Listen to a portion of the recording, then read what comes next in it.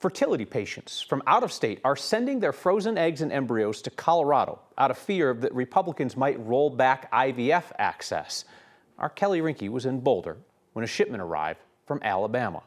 If you scroll up, so we're going to import her specimen details. Each detail is more than a number. So she now has an official record as a patient. Yeah, that's right. A facility in Boulder is holding a family's future. This is the Tomorrow Biorepository. So we store and manage human reproductive tissues. Tomorrow is caring for frozen eggs and embryos for thousands of patients. Their job became more critical after the Supreme Court overturned Roe v. Wade. That is one of the reasons why we chose to open our facility here in Colorado, because it gives that patients, that security that, the legislature is less likely to get involved in their care. Kaylina Spies said more and more patients from out of state started sending their specimens here. Today's shipment comes from Alabama. So we're like, I need to get my patients out of Texas because I don't know if I'm ever going to be able to A, use them, or B, make a decision if I'm done creating a family. A woman sent her embryos hundreds of miles away because of a ruling in February by Alabama's Supreme Court. The decision equated embryos to unborn children. It really brought to light patient choice.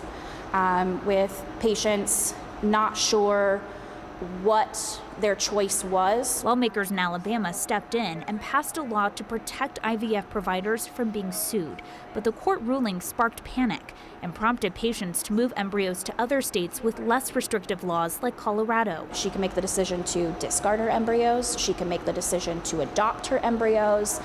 She can make the decision to donate them for research purposes, for training purposes.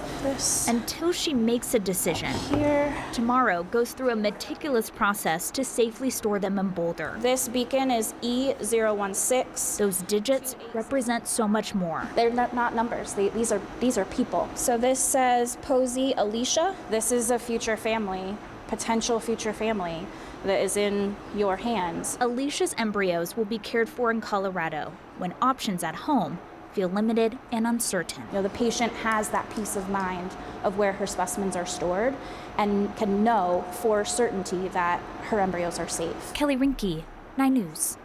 Tomorrow Life Sciences says inquiries from patients have gone up 60% this year.